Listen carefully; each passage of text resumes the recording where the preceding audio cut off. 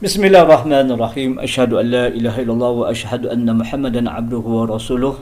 Allahumma salli wa sallim ala sayyidina Muhammad wa ala ali Muhammad bi'adadi rahmatillah. Allahumma salli wa sallim ala sayyidina Muhammad wa ala ali Muhammad bi'adadi man shalla alaih. Allahumma aftah alaina hikmataka wa anshur alaina min khazaini rahmatika ya arhamar rahimin. Allahumma rabbi shrah li sadri wa yassir li amri wa hlul 'uqdatam min lisani yafqahu qawli. Rabbi zidni ilma warzuqna fahma. Alhamdulillah, kita berada pada 10 Muharram 1443 Hijrah bersama 19 Ogos 2021 Masihi. Objektif pengajaran, tiap-tiap murid dapat mengenal pasti tiap-tiap perkara dan juga tiap-tiap murid dapat memahami maksud tiap-tiap perkara dengan adanya perkongsian pengajaran melalui penerangan guru dan juga secara individu berkongsi sama dapatan melalui penerangan guru, perkongsian penerangan guru dan juga perkongsian melalui soal jawab secara bertulis. Okay, Alhamdulillah, tidak masuk kepada rasul pilihan. Rasul pilihan yang akan dikongsikan ialah Nabi Musa AS pada riwayat hidup Nabi Musa AS. Nabi Musa AS adalah Nabi yang ke-14 dari jumlah 25 orang Nabi yang tercatat ataupun yang disebut dalam Al-Quran yang wajib diketahui satu persatu. Nabi Musa AS adalah Nabi yang ke-14. Dan juga Nabi Musa AS adalah Nabi yang tergolong kalangan Rasul Ulul Azmi. Rasul Ulul Azmi adalah Rasul yang paling banyak menerima dugaan tentangan ketika menyeru manusia ke jalan Allah Subhanahu wa taala. Dan juga Nabi Musa AS terkenal dengan gelaran Kalimullah. Ini adalah kerana Nabi Musa AS pernah, kerana Allah Subhanahu wa taala pernah berfirman, yakni berbicara dengan baginda Nabi Musa AS secara langsung tanpa perantaraan. Inilah sebab Nabi Musa AS terkenal dengan gelaran Kalimullah, kerana Allah Subhanahu wa taala pernah berfirman, yakni berbicara dengan baginda secara langsung tanpa perantaraan. Bapa kepada Nabi Musa AS bernama Imran bin Qahas. Imran bin Qahas, bapa kepada Nabi Musa AS, berasal dari keturunan Bani Yaqub AS. Nabi Musa AS dilahirkan di Mesir dan dilahirkan pada zaman pemerintahan Fir'aun. Fir'aun adalah salah seorang raja yang sangat zalim. Pada tahun kelahiran Nabi Musa AS, pada zaman pemerintahan Fir'aun, supaya setiap anak lelaki Nabi Bani Israel yang baru lahir akan dibunuh. Perintah ini adalah dari mimpi Fir'aun. Lahirnya seorang anak lelaki dari Bani Israel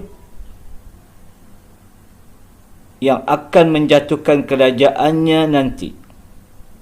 Itulah sebabnya diperintahkan ketika ataupun setiap anak lelaki Bani Israel yang baru dilahirkan akan dibunuh. Ditakuti boleh menjatuhkan kerajaan Fir'aun nanti. Pada tahun kelahiran Nabi Musa AS, pada zaman pemerintahan Fir'aun,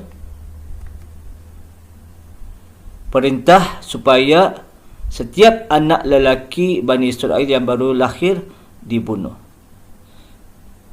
Nabi Musa berjaya disembunyikan. Kemudian Allah Subhanahu Wa Taala memberi ilham kepada ibu Nabi Musa AS supaya meletakkan Nabi Musa AS dalam sebuah peti dan dihanyutkan di sungai Nil. Inilah di antara sebab Nabi Musa AS berjaya disembunyikan, walaupun ketika zaman pemerintah Fir'aun, setiap anak laki-laki Bani Israel yang baru dilahirkan akan dibunuh. Ini perintah Fir'aun. Alhamdulillah, dengan ilham Allah Subhanahu Wa Taala kepada ibu baginda, Nabi Musa AS berjaya disembunyikan dengan meletakkan Nabi Musa AS dalam sebuah peti dan dihanyutkan di sungai Nil.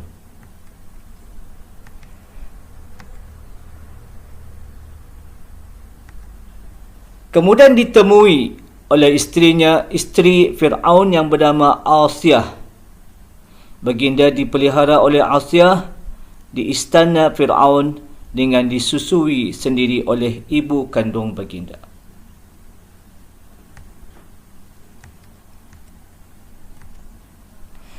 Nabi Musa AS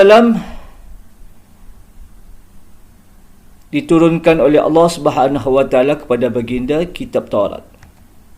Salah satu daripada 4 kitab Allah Subhanahu Wa Taala yang diturunkan.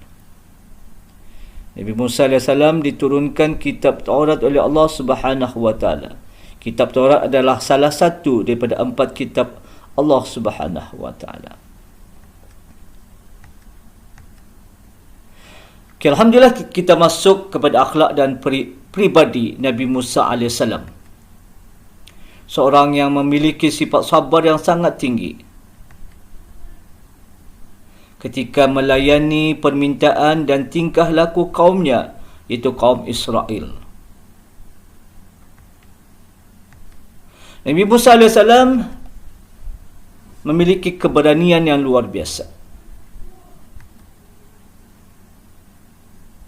Dan juga dikurniakan oleh Allah Subhanahu Wa Taala akan hikmah, kebijaksanaan dan ilmu pengetahuan yang luas.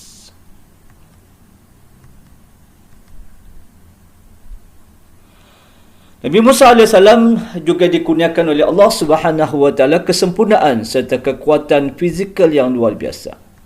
Terbukti ketika baginda menolong memberi minum binatang ternakan dengan membuka batu penutup perigi seorang diri. Pada kebiasaannya hanya boleh diangkat oleh beberapa orang lelaki. Inilah bukti Nabi Musa AS dikurniakan oleh Allah Subhanahu Wa Taala kesempurnaan serta kekuatan fizikal yang luar biasa.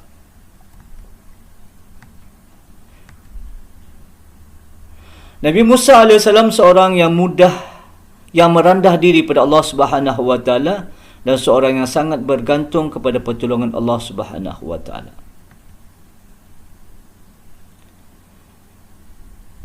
Untuk mendapatkan kekuatan dalam melaksanakan tugas baginda berdakwah kepada Fir'aun.